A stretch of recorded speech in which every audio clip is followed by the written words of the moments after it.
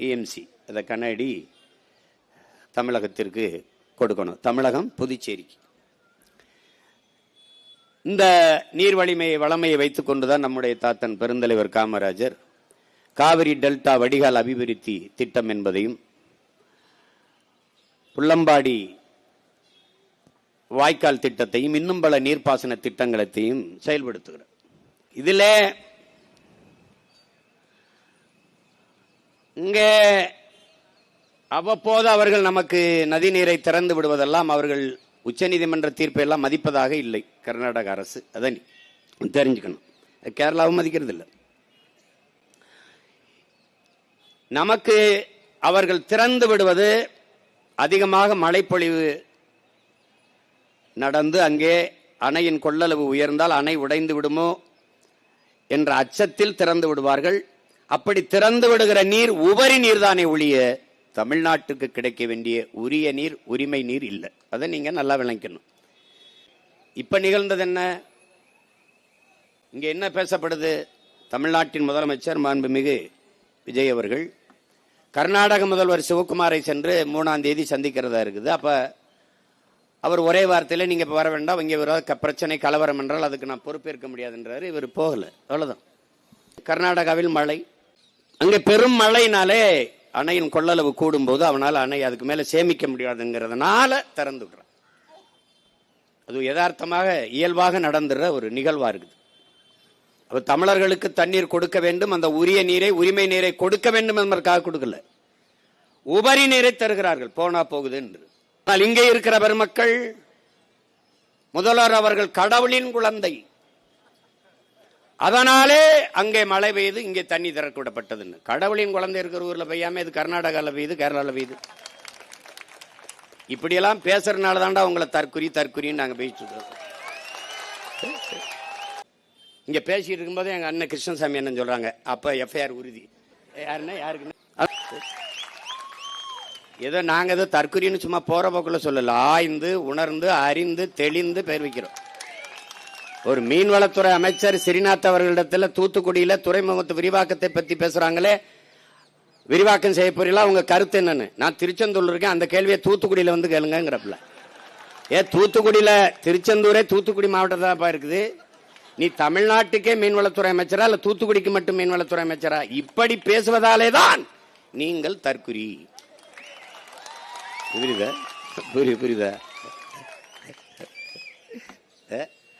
நிதி அமைச்சர் நிதிநிலை அறிக்கை படிக்கிறாரு. 7500 7550 அது தெரியல. அது 7500 7050 சொல்ல வரல அவருக்கு. 7500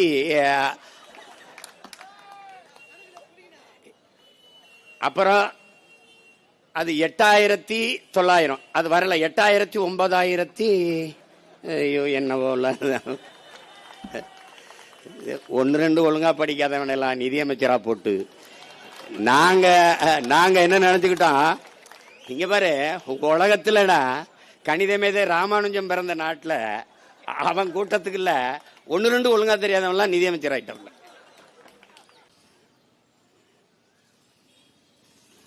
அதை இப்படி போட்டுட்டு தெருவு இப்படி போட்டுட்டு கத்திக்கிட்டு இருக்க கூடாது. இதெல்லாம் ஒரு கொடுமை. கோட்டு படத்துல பிளாக் டிக்கெட் வித்தவன் ஜனநாயகம் படம் வரும்போது மந்திரி ஆயிட்டான்.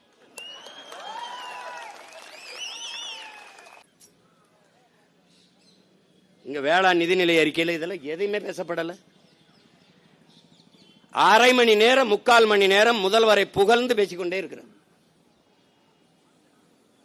எழுந்து அதெல்லாம் வேணாம், நீங்க நிதிநிலை அறிக்கை படிங்கள் என்று அவர் சொல்லல, உட்கார்ந்தே இருக்கிற அவராட்டு பேசிட்டே இருக்க. நீங்கள் உண்மை எனும் விதையை விதைத்து சமத்துவ பயிரை விளைத்து அதை அறுவடை செய்த கோட் சூட் போட்ட விவசாயி, அன்னைக்கு அவர் கோட் சூட்டும் போல அப்படியே இருக்க.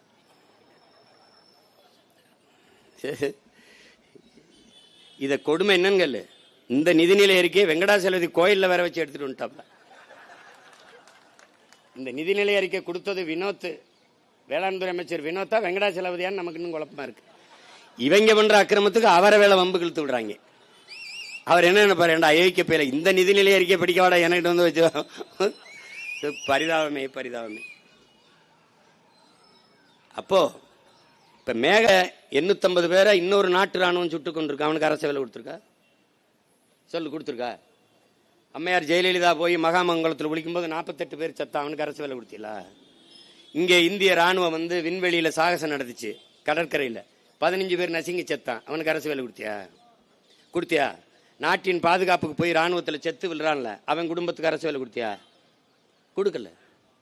நீ வாச்சாத்தியில இதே ஐயா செங்கோட்டையன் அமைச்சராக இருக்கும்போது எத்தனை குடும்பங்களை, பழங்குடி மக்களை வன்புணர்வு செய்து கொலை செய்து தூக்கி போட்டீங்க. அவங்களுக்கு ஏதாவது நீங்க அரசு வேலை கொடுத்தீங்களா? உங்களை பார்க்க வந்து செத்த அரசு வேலைன்னா நீங்க முதலமைச்சராகலைன்னா யார் கொடுப்பா அரசு வேலை? இப்ப நீங்க பாதிக்கப்பட்ட ஏழை விதவை பெண்களுக்கு ஆடு கொடுக்குறோம், மாடு கொடுக்குறோம், செம்மறி ஆடு கொடுக்குறோம். அது மாதிரி அந்த குடும்பங்களுக்கு 10 ஆடு கூட கொடுங்க, 2 மாடு கூட கொடுங்க. நாங்க வேணான்னு சொன்னா கேளுங்க. இதனால மாஞ்சோலை தோட்ட தொழிலாளர்கள் சிக்கலும் சரி, இன்னைக்கு மேகமலையில மலையிலிருந்து குடி வெளியேற்றாத 5000 மக்களுக்குமான சிக்கலும் சரி தீர்க்கப்படும். நீங்க இவன் எவ்வளவு தூரம் நம்ம இனத்தின் வரலாற்று பகைவன் என்பதை நீங்க கவனத்தில் வச்சுக்கணும். காவிரி நதிநீர் பறிச்சதவன், இன்று தர மறுப்பவனும் அவன் தான்.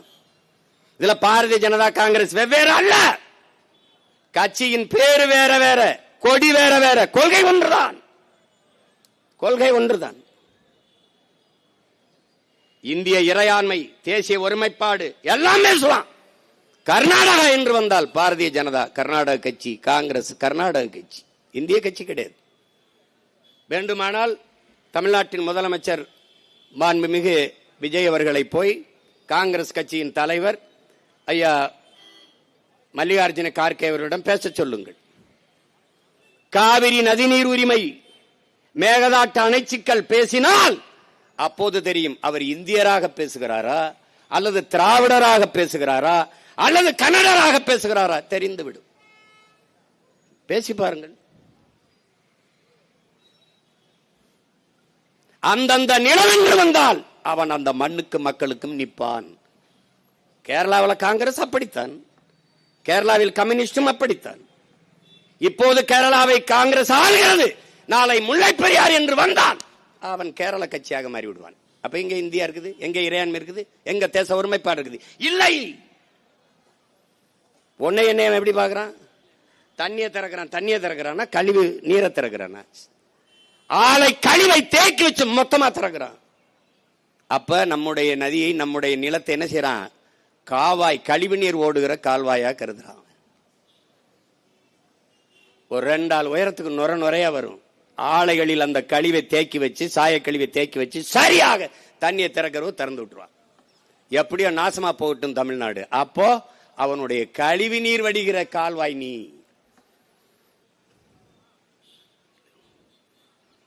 உன்னுடைய மலையை வெட்டி எடுத்துட்டு போறான். கேரளாவில் மலை இருக்கா இல்லையா? இருக்கு. பயன்பாடியா இருக்கு கேரளாவிற்கு. அந்த மண்ணின் மக்களுக்கு சாலை போடுதல், கட்டடம் கட்டுதல், துறைமுகம் கட்டுதல் எல்லாவற்றுக்கும் பயன்பாடு அவனுக்கு. மணல் கல் யாருடையது? என்னுடையது.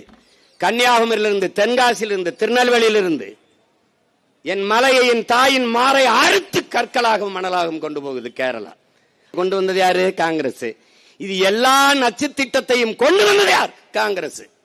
இப்ப பெத்து பேர் வச்சா அவர் ஊட்டமா போன் விட்டா ஹார்லிக்ஸ் கொடுத்து வளர்க்கிறப்பல, இவ்வளவுதான். என்ன மாறுபாடு கண்டுட்டா? இதே நீட்டு தேர்வை எதிர்த்து ஐயா ராகுல் காந்தி போராடுறார். கொண்டு வந்த ஆள் யார்? அவர் தான். கூட இருந்த ஆள் யார்? இவர்கள் தான். இந்த நீட்டுக்கு கையெழுத்து போட்ட பெருந்தகை காந்தி செல்வன் நம்ம ஐயா தான்.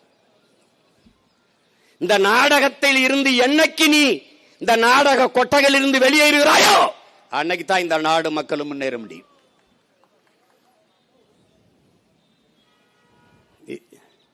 ஆன்றோரும் சான்றோரும் பிறந்து வாழ்ந்த மண்ணில் வள்ளுவன், கம்பன், கபிலன், இளங்கோ எவ்வளவு பெரிய அந்த இனமாடாது? அந்த இனத்திலே பிறந்திருக்க நீ? கேவலம். ஒரு தன்மானமிக்க ஒரு தமிழ் மகன் நீ எவனாவது எனக்கு ஒரு சொட்டு தண்ணி நீ தரமாட்டேன்னா, நீ என் மீனவ மக்கள் செத்தா நீ அதை பத்தி கவலைப்பட மாட்ட. என் இன மக்களை இங்க பாரு. இந்த காங்கிரஸ் உலகத்தில் ஒரு மூத்த தேசிய இனம். நம்ம ஒரு மூத்த தேசிய இனத்தின் மக்கள். 26,000 மக்கள் தொகை கொண்டவன் தனிநாடு அடைஞ்சு விடுதலை பெற்று வாழ்றான். 4 லட்சம் மக்கள் தான் வாழ்ந்திருக்கான். 4 லட்சம் மக்கள் தான் சேர்பியால இருந்து கொசவா விடுதலை ஆடுது. 10 ஆண்டுகால போராட்டம் தான். 13 கோடி தேசியத்தின் மக்கள். நமக்கென்று ஒரு தேசம் இருந்து தனித்து பெருத்து சுதந்திரத்தோடு வாழக்கூடாதா? எங்களுக்கு கனவு இருக்க கூடாதா? எல்லாரும் போராடி பெற்றது விடுதலை. நாங்கள் அந்த விடுதலைக்காக போராடினது எப்படி பிரிவினவாதம் தீவிரவாதம் ஆகுது? அது ஏன் அப்படி ஆகுது? ஏன் ஆகுது? ஒரு தேசிய இனத்தின் தேச விடுதலை கனவை போச்சிக்கு நாசமாக்கின வரலாற்று பகைவன் காங்கிரஸ். 3 கையெழுத்தில் நம்ம இனத்தின் எதிர்கால தலையெழுத்தின் நாசமாக்கியவன் காங்கிரஸ். லால் பகதூர் சிரிமாவை கையெழுத்துல அன்னைக்கு மலையக மக்கள் 10 லட்சம் பேரை குடியுரிமை நாடற்றவனா தூக்கி கொண்டாந்து ராவடோரவை இறக்கி விட்டு போனான். அங்க முதல் கையெழுத்து. இந்திரா காந்தி அதே சிரிமாவை கையெழுத்துல நம்மளுடைய கச்சத்தீவை தாரவார்த்து கொடுத்து நம் மீனவ மக்களின் வாழ் உரிமை மொத்தமா முடிச்சிட்டான். கச்சத்தீவு எனக்குன்னா நீல தூராதிகம், கச்சத்தீவு அவனுக்குன்னா அவனுக்கு தூராதிகம். கதையை முடிச்சிட்டான். கடைசியாக ராஜீவ் ஜெயவர்தனை ஒப்பந்தம். இந்த கையெழுத்து தான் தமிழ் தேசியத்தின் விடுதலை போராட்டத்தின் வீழ்ச்சியின் முதல் அடி, முதல் படி. கதையை முடிச்சிட்ட. என்ன வச்சிருக்க நீ? என்ன இருக்கு? கல்வி மாநில உரிமை. அதை எடுத்துட்டு போனது யார்? எடுத்துட்டு போனது யார்? காங்கிரஸ். பறி கொடுத்தது யார்? இதே திமுக. இன்று வரை கல்விய மாநில பட்டியலுக்கு கொண்டு வருவோம். என்னை கொண்டு வருவீங்க? என்னை கொண்டு வருவீங்க? இப்ப இருக்கிற முதல்வர் அதை பத்தி பேசுவாரா? இல்ல கொண்டு வருவாரா? கொண்டு வருவாரா சொல்லுங்க. ஒரு சொட்டு மேகதாதில் அணை கட்டியே தீர்வேன் என்று சொல்லுகிற கட்சியை கூட்டணி வைத்து 60 ஆண்டுகளாக இல்லாத அந்த அமைச்சரவையில் 2 அமைச்சருக்கு பங்கு கொடுக்க வேண்டிய அவசியம் என்ன வருது? என்ன வருது அவசியம்? என்ன வருது? நமக்கு இருக்கிற கோபம் ஏன் அவருக்கு இல்ல? ஏன் அந்த கட்சிக்கு இல்ல? என் மண்ணின் மக்களுக்கு, என் உரிமைக்கு, என் அடிப்படை உரிமை, என் மக்களின் வாழ்வுரிமை பறிக்கிறது. 13 மாவட்டங்களில் குடிநீரை காவிரி. பல மாவட்டங்கள். நீ நம்ம தஞ்சாவூருக்கு டெல்டா நினைச்சிருக்க. காவிரி தமிழ் தேசிய தமிழ்நாட்டினுடைய உயிர் நீர், உரிமை நீர். அதை பறிக்கிறான். இப்ப நீ எடுக்க வேண்டிய ஒரே முடிவு என்ன? ஒரு சொட்டு தண்ணீர் தமிழ்நாட்டுக்கு இல்ல. அப்ப உன்னோட கூட்டும் இல்ல, என்னோட ஓட்டு உனக்கு இல்லடா. இந்த முடிவை மான தமிழ் மக்கள் எடுத்தால் அவன் வருவான். தமிழ்நாட்டிற்குள் தமிழனுடைய உரிமைக்கு, உணர்வுக்கு, உயிருக்கு எதிராக எவன் நின்றாலும் ஒரு ஓட்டு வாங்க முடியாதுங்கிற நிலையை, நெருக்கடியை நாம் உருவாக்கினால் நமக்கு முன்னாடி அவன் பேசுவான். இப்ப பேசாது. இப்ப பாரதிய ஜனதா இந்திய ஒன்றியத்தை ஆண்டு கொண்டிருக்குல்ல, அதுக்கு தெரியாம அது இசை தராம மேகதாட்டுல அணை கட்ட முடியுமா? கட்ட முடியுமா? எப்படி அனுமதிக்கிற நீ? எப்படி அனுமதிக்கிற? இப்ப மேகதாட்டுல அணையை கட்டுனா, கட்டக்கூடாதுன்னு பாரதிய ஜனதா அனுமதி தரலைன்னா அடுத்த முறை பாராளுமன்றத்தில் காங்கிரஸ் வென்றும் பாரதிய ஜனதா தோற்றும். அந்த அற்ப தேர்தல் வெற்றிக்காக ஒரு தேசியத்தின் உரிமையை பறிகொடுக்க அவர்கள் தயாராக இருக்கிறார். அப்ப நாம் என்ன செய்யணும்? என் உரிமையை பறிக்கிற உனக்கு என் நிலத்தில் ஒரு ஓட்டு கிடையாதரா என்ற முடிவை மான தமிழ் மக்கள் நாம் எடுக்கணும். இல்ல உன்னை எவனாலும் காப்பாற்ற முடியாது. உனக்கு இருக்கிற ஒரே கருவி, வலிமை மிக்க ஆயுதம், வாக்குதான். நாங்கள்லாம் தயாரிக்கப்பட்டவர்கள், வளர்ந்தவர்கள். 5 வயது 6 வயதில் இருந்தே படிப்பிக்கப்பட்டு போராட்டங்கள் நடக்கிற இடத்துல விரல பிடிச்சி கூட்டி கொண்டு நிறுத்தி அப்படியே கொடியை வச்சுக்கிட்டு நின்று போராடி வளர்த்து படிப்பிச்ச பேராசிரியர் ஆசிரியர்லாம் படிப்பிச்சு மார்க்ஸ் இந்தா இருக்கு, லெலின் இந்தா இருக்கு, ஏங்கல்ஸ் இங்க இருக்கு, இங்கர்சால் இங்க இருக்காரு, புத்தன் இங்க இருக்கான், பூலே இங்க இருக்கான், அம்பேத்கர், அரிஸ்டாட்டில், எல்லாத்தையும் சாக்ரட்டிஸ் எல்லாத்தையும் படி. இந்தா இருக்கான் பிடல், இந்தா இருக்கான் சேகுவேரா, எல்லாத்தையும் படிச்சு கம்பன், இளங்கோ, கபிலன், வள்ளுவன், அவன் இவன் எல்லாத்தையும் வாய்ச்சு உலக வரலாறு, இலக்கியம், பொருளாதாரம் என்ன, சூழியல் என்ன, உளவாண்மை என்ன, நீர் மேலாண்மை என்ன, எல்லாவற்றையும் கற்பித்து வளர்த்தார்கள் எங்களவர்கள். கண் முன்னே என் இனச்சாவை பார்த்தோம். ரத்த சகதிக்குள் ஒப்பாரியிலும் ஓலத்திலும் கரு கொண்டு ஓடி வந்தோம். கதர்னோம், நின்னோம், எல்லாவற்றையும் அர்ப்பணிச்சு 260 வழக்கு என் மேல. 260 வழக்கு.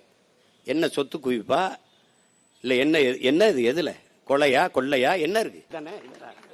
இவனா யாருன்னு பேசுனது? என் தம்பிக்கு தான் ஏதோ பேசிட்டான். அப்ப எஃப்ஐஆர் உறுதி ஏதோ சொன்னான் சொல்றான்.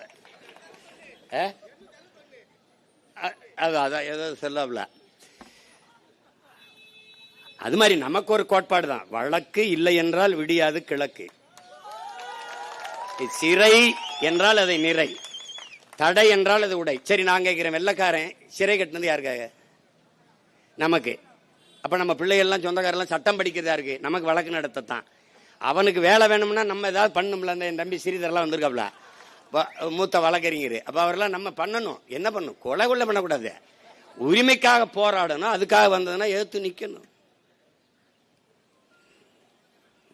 இதெல்லாம் கோர்ட்டா ஏறுறோம், நாளைக்கு கோட்டை வாசல்ல ஏற போறோம். இதுல என்ன இருக்குது பெரிய? என்ன தம்பி, புரட்சி என்பது ஒரு தலைகள் மாற்றம். மாறாது என்ற சொல்லை தவிர இங்க எல்லாம் மாறிடும். இன்னைக்கு மேல இருக்கிறவன் ஒரு நாள் கீழே வருவான், இன்னைக்கு கீழே இருக்கிறவன் நாளைக்கு மேல போவான். இன்னைக்கு கோட்டையில் இருக்க ஒரு நாள் கொடியை பிடிச்சி இங்க கத்தி இருப்பான், இங்க கத்தி இருக்க ஒருத்தன் கோட்டைக்கு போவான். அதுதான் புரட்சி. அதுக்கு பேர் தான் தலைகீழ் மாற்றம். அதனால இந்த கட்சிகளினுடைய அரசியல் நிலைப்பாடுகளை நீங்க புரிஞ்சுக்கணும். இப்ப அனைத்து கட்சியை கூட்ட சொல்றாங்க. இப்ப நாங்க எங்க அண்ணன் கிருஷ்ணசாமி எல்லாம் ஐயா எடப்பாடி ஆட்சியில் போய் பல்வேறு பிரச்சனைக்கு நாங்க பேசணும். இதே வேளாண் பிரச்சனைக்கு இது எல்லாத்துக்கும் போய் உட்கார்ந்து பேசணும். இப்ப அனைத்து கட்சியை கூட்டுறதுல அவருக்கு இருக்கிற பிரச்சனை என்னன்னா, அவர் காங்கிரஸ் கட்சி தான் தரம் இருக்குது, காங்கிரஸ் கட்சி தான் தரம் இருக்குது, அணையை கட்டுவேங்கிறது. அப்ப அவங்கள வச்சுக்கிட்டு இவர் எப்படி கட்சி நடத்துவார்? எப்படி கூட்டம் அனைத்து கட்சி கூட்டத்தை நடத்துவாப்ல? இங்க நீங்க நல்லா கவனிக்கணும். தண்ணீர் தமிழர்களுக்கு கொடுக்க முடியாது, மேகதாதில் அணையை கட்டியே தீர்வேன் என்று சொல்லுகிற அந்த மாநில முதல்வர் சிவகுமார் அனைத்து கட்சியை குற்றார். பாரதிய ஜனதாவையும் குற்றார், மதச்சார்பற்ற சனதள கட்சியும் குற்றார், எல்லா கட்சியும் குற்றார். ஆனால் பாதிக்கப்பட்டிருப்பது நாம். தண்ணியை நீங்கள் தந்தையாக வேண்டும் என்பதற்கு அனைத்து கட்சியை கூட்ட வேண்டிய அவசியம் நமக்கு இருக்கு. அந்த பொறுப்பும் கடமையும் நாட்டை ஆளுகிற முதல்வருக்கு இருக்கு, செய்யல. தமிழ்நாடு அரசு கட்சி கொள்கை கருத்து பாகுபாடின்றி தன்னை ஆதரித்தவர்கள் எதிர்த்தவர்கள் எந்த நிலைப்பாடுமின்றி மண்ணின் மக்களின் நலன், தமிழ்நாட்டின் உரிமை என்கிற நோக்கோடு எல்லா கட்சியும் கூட்டி தலைமைச் செயலகத்திலே அனைத்து கட்சி கூட்டத்தை நடத்துகிறார் என்ற செய்தியே இந்திய ஒன்றிய அரசிற்கும் கர்நாடக அரசிற்கும் பெரும் அழுத்தத்தை கொடுக்கும். ஆனால் அவர் அதை செய்யல. இப்ப என்ன செய்ய போறாரு? தொகுதி மறுசீரமைப்பு, அது இந்திய ஒன்றிய அரசு பாரதிய ஜனதா அரசு கொண்டு வர துடிக்குது, டிலிமிட்டேஷன். அதுக்கு அனைத்து கட்சி நாடாளுமன்ற அதாவது மாநிலங்களவை உறுப்பினர்களை அழைக்கிறது. இப்ப இவர்கிட்ட உறுப்பினர் இல்லை, ஒரே ஒரு உறுப்பினர் அவர் என்ன பண்ணிருக்காரு, அது அந்த பிரவீன் சக்கரவர்த்தின்னு ஒரு காங்கிரஸ் உறுப்பினர். அவரை தவிர இப்போ திமுக ஒரு தீய சக்தி ஆயிடுச்சு, அந்த சக்தியில தான் இருக்கிறாங்க. இப்ப காங்கிரஸ் நாடாளுமன்ற உறுப்பினர்கள் இவரோட வந்து உட்காருவாங்க, திமுக இருக்க மீதி உறுப்பினர்கள் இவரோட வருவார்களா? இல்ல அதிமுகவில் நியமிக்கப்பட்ட நாடாளுமன்ற இந்த மாநிலங்களவை உறுப்பினர்கள் அவரோட வந்து உட்கார்ந்து பேசுவார்களா? இப்ப இங்க பேசிய பெருந்தமிழர் ஐயா பழக்கருப்பை அவர்களோட குறிப்பிட்டாங்க. அதாவது இந்த தொகுதி மறுசீரமைப்புல நமக்கு இருக்கிற பிரச்சனை என்னன்னா, மக்கள் தொகை அடிப்படையில் அவங்க இந்த தொகுதியை பிரித்தார்கள் என்றால் மக்கள் தொகை எண்ணிக்கையில். இதுல இந்த குடும்ப கட்டுப்பாடு 20 திட்டத்தில் வந்த அந்த ஃபேமிலி பிளானிங்க 100 விழுக்காடு செயல்படுத்திய ஒரே மாநிலம் இந்தியாவில் தமிழ்நாடு தான். அது உங்களுக்கு தெரியும். அதனால நம்முடைய பிறப்பு விகிதம் கட்டுப்படுத்தப்பட்டுருச்சு. அப்ப நாம் இருவர் நமக்கு இருவர்னு சொன்னா, கொஞ்ச நாள் கழிச்சு நாம் இருவர் நமக்கு ஒருவர்னா, கொஞ்ச நாள் கழிச்சு நாம் இருவர் நமக்கு அதுக்கு இன்னொருவர்னு சொல்லி முடிச்சுட்டான். இப்ப பிறப்பு விகிதம் சுத்தமா முடிஞ்சிருச்சு. இப்ப நமக்கு வந்து அளவு கடந்த மது, இந்த உடல் திறன் இல்லாதனால பிறக்கிற திறனை அற்று போயிட்டோம். இப்ப மற்ற மாநிலங்கள் உத்தரப்பிரதேசங்கள்லாம் இதை செயல்படுத்தல, அவன் பெரும் எண்ணிக்கையில் இருக்கிறான். இது எதுக்காக அச்சம் வருதுன்னா, இப்ப இவர்கள் தொகுதி மறுசீரமைப்பில் அவர்கள் பெரும் எண்ணிக்கையில், இப்ப 80னா அது 140 அப்படி ஆயிருது. இப்படி இரு மடங்கு பீகார், குஜராத், உத்தரப்பிரதேசம், இப்ப மகாராஷ்டிரா, ராஜஸ்தான், இதெல்லாம் அதிகப்படியாக எண்ணிக்கை நாடாளுமன்ற உறுப்பினர்கள் வந்துட்டால், ஒரு சட்டத்தை, ஒரு மசோதாவை இந்திய நாடாளுமன்றத்தில் நிறைவேற்ற வேண்டும் என்று இந்த கட்சிகளுக்கு தேவை வந்தால், அதிகப்படியான நாடாளுமன்ற உறுப்பினர்கள், மாநிலங்களவை உறுப்பினர்களினுடைய, மக்களவை மாநிலங்களவை உறுப்பினர்களினுடைய இந்த ஒப்புதலை பெற வேண்டிய தேவை இருக்காது. அவனுக்கு இந்தி பேசுகிற மாநிலங்களில் இருக்கிற நாடாளுமன்ற உறுப்பினர்களின் ஒப்புதலே போதுமானதாக இருக்கும். அதனால் எந்த சட்டத்தையும் எதிர்ப்பின்றி நிறைவேற்றிக் கொண்டே போவார்கள். இது எப்படியா இருக்கிறது? அப்ப இதுக்கெல்லாம் ஒரு பொதுவாக ஒரு கொள்கை இருக்கணும், ஒரு நிலைப்பாடு இருக்கணும் நினைக்கிற இந்த அரசு. அப்ப நதிநீர் கொள்கையில் ஒரு பொது நிலைப்பாடு, அதுக்கு ஒரு பொது அமைப்பு, அது சொல்வதைத்தான் கேட்டாக வேண்டும் என்கிற ஒரு ஆளுமை அங்க இருந்தால் 177.25 டிஎம்சியை தெர இந்த பருவத்தில் என்றால் திறக்குனவன் எனக்கே பத்தல அப்படி என்றால், நான் இருட்டில் இருந்து கொண்டுதான் பிற மாநிலங்களுக்கு நெய்வேலி பழுப்பு நிலக்கரி மின்சாரத்தை பகிர்ந்தளிக்கிறேன். நான் இருட்டில் இருந்து கொண்டுதான் அணு உலையில் இருந்து தயாரிக்கப்படுகிற மின்சாரத்தை எல்லோருக்கும் பகிர்ந்தளிக்கிறேன். எனக்கு எரிகாற்று இல்லாத போதுதான் நான் என்னுடைய காவிரி படுகையில் எடுக்கப்படுகிற மீத்தேன் பயோகேஸை எல்லாருக்கும் பகிர்ந்தளிக்கிறேன். அப்போ உங்கள் வளம் உங்களுக்கே என்றால், உன் நீர்வளம் உனக்கே என்றால், என் நிலத்தின் வளம் எனக்கே என்று நான் நின்றால் இறையாண்மையும் ஒருமைப்பாடும் எங்கே இருக்கும் என்பதை இந்த ஆட்சியாளர்கள் சிந்திக்கணும். இவர்களை விடு எங்களை போன்றவர்கள், இந்த மண்ணை மக்களை பேரன்பு கொண்டு காதலிக்கிற தமிழ் பிள்ளைகள் ஒரு நாள் பிள்ளைகள் எழுந்து நின்றால் என்ன ஆகும் யோசிச்சு பாரு. என்ன ஆகும்? நெய்வேலி பழுப்பு நிலக்கரி மின்சாரம் முழுக்க எனக்கு என்ற இறுக்கத்தை நான் கொடுத்தால் என்ன செய்வேன்? என்ன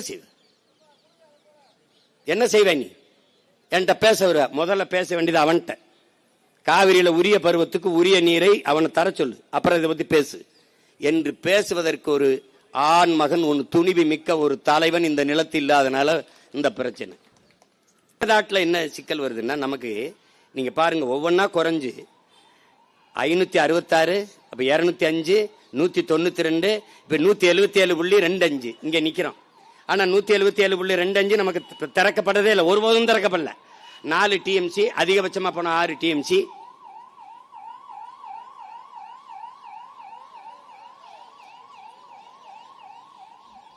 இதுதான் திறப்பாங்க. அதுவும் திறக்கும் போது இந்த மாதிரி உபரி நீரைத்தான், அதிகமா மழை பெய்து கொள்ளளவு கூடிட்டால் உபரி நீரை திறப்பார்கள். நமக்கு உரிய நீரை தந்ததில்லை, உரிமை நீரை தந்ததில்லை. இதுதான் நமக்கு சிக்கல். இப்ப நாம இந்த வைக்கிற கோரிக்கை, எங்களுக்கு வேண்டியது உபரி நீர் அல்ல, எங்களுக்கான உரிமை நீர், உரிய நீரை கொடு. இதுதான். அதை பெற்றுக்கொடு. இந்திய ஒன்றிய அரசு அதை பெற்றுக்கொடு, அதை தர சொல். தமிழ்நாட்டை ஆள்கிற தாவேக அரசே இதை பெற்றுக்கொடு, போராடி பெற்றுக்கொடு. இல்லை என்றால் போராடுகிற எங்களுக்கு துணை நில். இல்லை நீங்க போராடுங்க, நாங்க உங்களுக்கு துணை நிற்கிறோம். ரெண்டுல ஒண்ணுதான் நடக்கணும்.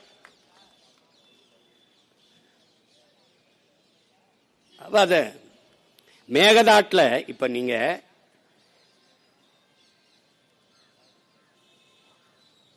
ராமநகராங்கிற மாவட்டத்தில், கனகபுராங்கிற தாலுகால ஒண்டிக்கொண்டலு அப்படிங்கிற இடத்துல இதை கட்டுற, இந்த மேகதாட்டு அணையை கட்டுறதுன்னு முடிவெடுக்கிறாங்க.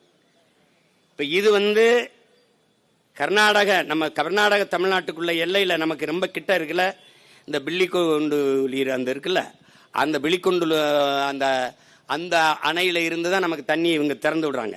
அதுல இருந்து சரியா 15 கிலோமீட்டர் மேல இந்த மேகதாட்டு அணையை கட்ட போறாங்க. இங்க பெங்களூர்ல இருந்து 90 கிலோமீட்டர் இருக்கு. தமிழ்நாட்டில இருந்து சரியா 4 கிலோமீட்டர் தூரத்துல தான் அந்த மேகதாட்டு அணையை கட்ட போறாங்க. ஏற்கனவே ஏகப்பட்ட சிக்கல்கள் இருக்கு. காவிரியில கர்நாடகாவில் இருக்கிற அந்த அணையிலிருந்தே நமக்கு நீரை தரல. இப்ப இருக்கிற இந்த மேகதாட்டு அணையை நிரம்பி நமக்கு தண்ணி வரணும்னா அதுல 67.16 டிஎம்சியை தேக்கிறதுன்னு அந்த முடிவெடுத்து தான் இந்த அணையை அவங்க கட்டுறாங்க.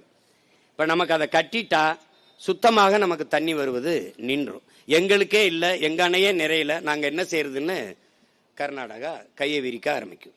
அப்படி வரும்போது நமக்கு சுத்தமாக நம்முடைய காவிரி டெல்டா படுகை மட்டுமல்ல, மொத்த தமிழ்நாடும் அதை நம்பி இருக்கிற இந்த காவிரி கூட்டுக்குடிநீர் திட்டத்தை நம்பி இருக்கிற நாம் தாகத்துக்கு தவிச்சு போய் நிற்போம். ரொம்ப கஷ்டமாயிரும். அப்ப என்ன பண்ணுவோம்? நிலத்தடி நீரை தேடுவோம். அப்ப 1000 அடிக்கு கீழே நம்ம ஆழ்குழாயை போட்டு உறிஞ்ச தொடங்கும் போது, கடல் நீர் மட்டத்திற்கு குழாய் போகிற போது கடல் நீர் உள்ளே வந்து நிலம் எங்கும் உப்பு நீராக மாறும். அந்த உப்பு நீர் வெளியேறுகிற போது நிலம் உப்பளமாக மாறும், ஒன்றத்திற்கும் பயன்படாது. பொன்னு விளைந்த நஞ்ச நிலமெல்லாம் உப்பளங்களாக மாறி நம் நாடு, நம் நிலம் நாசமாகி நாம் வாழ்வாதாரத்தையும் வாழ்விடத்தையும் இழக்க நேரிடுங்கிற பெரும் அச்சம் இருப்பதால் தான் நாம் இதை துடிக்கிறோம். இதற்கு என்னென்ன வழி? ஒரு வேளை தரல, இப்ப நம்மகிட்ட அதிகாரம் வந்துருச்சு. ஒரு ஆண்டுக்கு 950 மில்லிமீட்டர் நமக்கு மழை பெய்யுது. அதிக மழைப்பொழிவை பெறுகிற மாநிலங்கள்ல நம்ம அது 4000 டிஎம்சி நமக்கு வருது. 1500 நம்ம பயன்படுத்துறோம். மீதி 500 சும்மா தேவையில்லாம அங்கங்க என்ன சொல்றது வீணடிச்சிடறோம். மீதி 2000 டிஎம்சி தண்ணீரை கடல்ல கலக்க விட்டுரும். இந்த 2000 டிஎம்சி தண்ணீரில் ஒரு 500,000 டிஎம்சியை சேமிக்க, ஒரு 500 டிஎம்சியை சேமிக்க நாம வேலை திட்டத்தை தொடங்கணும். அது போர்க்கால நடவடிக்கை தொடங்கணும். இப்போ உதாரணமா எப்படின்னு செய்வேன் அப்படின்னா, இதே தருமபுரியில ராசி மணல்ல அந்த அணையை கட்டுவதற்கு, நீர்மின் நிலையம் அமைத்துக் கொள்வதற்கும் அணையை கட்டுவதற்கும் அருமையான வாய்ப்புள்ள. இப்ப பாருங்க, அணை எங்க கட்டணும்னு சொல்றான் நீர்த்தேக்கத்தை, அது புறநானூறு எப்படி பாடுதுன்னா, 2 மலைகளுக்கு இடையிலே இருக்கிற அந்த தாழ்விடத்துல ஒரு பிறை வடிவம் போல கட்டணும். எப்போ? புறநானூறு பாடுது. அப்படிதான் நம்ம கட்டியிருக்கணும். அப்படிதான் ஆலியார்ல கட்டப்பட்டிருக்கு, அப்படித்தான் அமராவதி, இப்படி பல அணைகளை நம்முடைய தாத்தன் காமராஜர் அப்படித்தான் கட்டி கொண்டு வந்தான். இப்ப அந்த மாதிரி அங்க ராசி மணல்ல கட்ட முடியும். வேளாண் பெருங்குடி மக்கள் நிறைய அதை மனு கொடுத்து இது பண்றாங்க. பிறகு அதே தருமபுரியில நெருப்பூர்ல அணையை கட்டலாம், அங்கே நீர்மின் நிலையமும் அமைத்துக் கொள்ளலாம், அங்க கட்ட முடியும். இங்கே பாண்டியார் பொன்னம்பலால 6 மாவட்டத்தை கேரளாவை அது வளப்படுத்தி கொண்டிருக்கு. அதிகப்படியான வெள்ளப்பெருக்கு ஓடி கேரளாவை அந்த இடத்துல இந்திரா காந்தி அம்மையார் காலத்திலே ஒரு அணையை கட்ட அடிக்கல் நாட்டினார்கள். கேரள மக்கள் போராடினார்கள். அந்த திட்டத்தை இந்திரா காந்தி அவர்கள் கைவிட்டார்கள். அதே காரணம்தான். என்ன காரணம்? கேரளாவை ஆளுகிற உயரத்தில் காங்கிரஸ் இருந்தது, தமிழ்நாட்டில் இணை சக்தியாக இருந்தது. ஆளுகிற இடத்தை கைவிட்டு விட வேண்டாம் என்று அந்த திட்டத்தை கைவிட்டார்கள். இதை போராடி பெறாமல் அந்த பாண்டியார் பொன்னம்பலா திட்டம் அப்படி இருக்கு. அங்க அணையை கட்டினால் நமக்கு போதுமான அளவிற்கு நீரை தேக்கிக் கொள்ள முடியும். பரந்தூரிலே 5000 ஏக்கரில் ஏர்போர்ட் கட்டுவதற்கு பதிலாக உங்கள் பிள்ளைகள் நாங்கள் ஏறி வெட்ட போகிறோம், நிலத்தை கொடுங்கள் என்றால் என் பெற்றோர்கள், என் தாய்மார்கள் மறுக்காமல் தருவார்கள். 2000 ஏக்கரில் சிப்காடு தொழிற்சாலைக்கு நிலம் கேட்கிற இவர்கள், இல்லையே ஆத்தா 2000 ஏக்கரில் உன் மகன் ஏரியை வெட்டுகிறேன் என்று கேட்டால் என் மக்கள் கொடுப்பார்கள். இதெல்லாம் வந்தால் நமக்கு நீரின் தேவையில் தன்னிறைவு அடைய முடியும். அதற்கான திட்டம், அதற்கான நோக்கம், அதற்கான கனவு, ஒரு தொலைநோக்கு இந்த ஆட்சியாளர்களிடத்தில் இல்லை. காவிரி நதிநீர் சிக்கல் இருக்கிற வரைதான் இங்கே அரசியல் செய்ய முடியும். கச்சத்தீவு மீட்கப்படாத வரைதான் அங்கே அரசியல் செய்ய முடியும். இந்த பிரச்சனைகள் இருந்து கொண்டே இருக்கிற வரைதான் தமிழர் நிலத்திலே அரசியல் செய்ய முடியும். அவனுக்கு அந்த பிரச்சனை இருக்கு வரைதான் அங்கே கர்நாடகாவில் அரசியல் செய்ய முடியும். இதனால் நம் உயிர் உரிமையில் இழிவான அரசியலை செய்து பதவிக்காக இதை செய்து நம்மளை பாதிக்க வைக்கிறார்கள் என்பதை பைந்தமிழ் செல்வங்கள், என் அன்பு பிள்ளைகள் அறிந்து கொள்ள வேண்டும். இந்த நிலையில் நாம் விழித்துக் கொள்ளவில்லை என்றால் இருக்கிற நிறைய உரிமைகளை இழந்திருக்கும். நம்ம முன்னோர்கள் செய்த வரலாற்று பிழை. குடகு அங்க என்னது, காவிரி உற்பத்தியாகி வருகிற அந்த ஓடி வருகிற குடகுல வாழுகிற மக்கள் 90 விழுக்காடு தமிழர்கள். மாநிலங்கள் எல்லை பிரிக்கிற போது குடகில் வாழ்ந்த மக்கள் தமிழ்நாட்டோடு இருக்கிறோம் என்று போராடினார்கள். 2 மாதத்திற்கு மேலாக தமிழ்நாட்டோடு தான் நாங்கள் இருப்போம் என்று போராடினார்கள். அந்த நேரத்தில் ஆம் தமிழ்நாட்டோடு இணைத்து விடுங்கள் என்றால் இணைத்திருப்பார்கள். அந்த நேரத்தில் இல்லை நீங்க அங்கே போங்க என்று சொன்ன நம்ம முன்னோர்களின் வரலாற்று தவறு இன்றவன் வாரிசுகள் இப்படி நிற்கிறான். அதே மாதிரி இடுக்கி மாவட்ட தேவையோடு பீர்மேடு தேவிகளம் உள்ளிட்ட அந்த இடுக்கி மாவட்டத்தை கேரளாவுக்கு தாரை வாத்து கொடுக்காமல் இருந்திருந்தால் முல்லை பேரியாற்றணை தமிழன் இருந்திருக்கும், காவிரி நம்மகிட்ட இருந்திருக்கும். இன்னைக்கு ஒரு வயல்கிட்ட இல்லாம உலகத்தில் வளம் கொளிக்கிற செல்வ செழிப்பான நாடாக தமிழர் நாடு இருந்திருக்கும். நம்ம முன்னோர்கள் செய்த வரலாற்று பிழை. இப்ப அதையே பேசிக்கொண்டிருக்க முடியாது. இருப்பதையாவது காத்து இன்னொரு தலைமுறைக்கு பாதுகாப்பாக கொடுத்து விட்டு போக வேண்டும் என்பதற்காகத்தான் இங்கே எல்லோரும் கூடியிருக்கோம். என்னுடைய ரத்தம் சொன்னது போல நான் பெரியவன் நீ பெரியவன் அல்ல. தலைவர் சொன்னதுதான், நம் உயிர் தலைவன் மேதகு பிறையவன். நீ பெரியவன் நான் என் பெரியவன் என்பது கைவிடு. நம் எல்லோரினும் பெரிது நம் நாடும், நம் மக்களும், நம் இனமும், அதன் எதிர்கால பாதுகாப்பான நல்வாழ்வும். அதுதான் முக்கியம். இங்க யாரும் முன்னால் நிக்கிறதுங்கிறது இல்லை. எல்லாரும் ஒன்னா நிற்போம். எல்லாரும் ஒன்னா நிற்போம், நம் மக்களுக்காக, நம் மக்களுக்கு முன்னால் நிற்போம். அதுதான் முக்கியம். இங்க நமக்கு நம்முடைய வெற்றி கட்சியின் வெற்றிகளாக இருக்கக்கூடாது, தமிழ் பேரினத்தின் வெற்றியாக இருக்கணும். இங்க பேசிய நம்ம அண்ணன்லாம் சொன்னாங்க. இப்போ நீங்க ஒவ்வொரு உரிமையாக இன்னைக்கு மேகமலை நம்பிக்கையோடு இருங்க. தமிழர்கள் எல்லாம் ஒன்றிணைந்து ஒன்றாக நின்றால் நம் வாழ்வு பொன்னாகும், இல்லையேல் மண்ணாகும். இன்றைக்கு தொடங்கி இருக்கிற இந்த புரட்சிகர அரசியல் பயணம் புதிய ஒரு தமிழகத்தை உருவாக்கும் என்ற நம்பிக்கையோடு ஒரு புரட்சிகர அரசியலை முன்னிறுத்தி எல்லோரும் போராடி நம் உரிமையை மீட்போம், காப்போம். உங்கள் அனைவருக்கும் எனது புரட்சிகரமான வாழ்த்துக்களும் வணக்கமும். நன்றி. நாம் தமிழர்.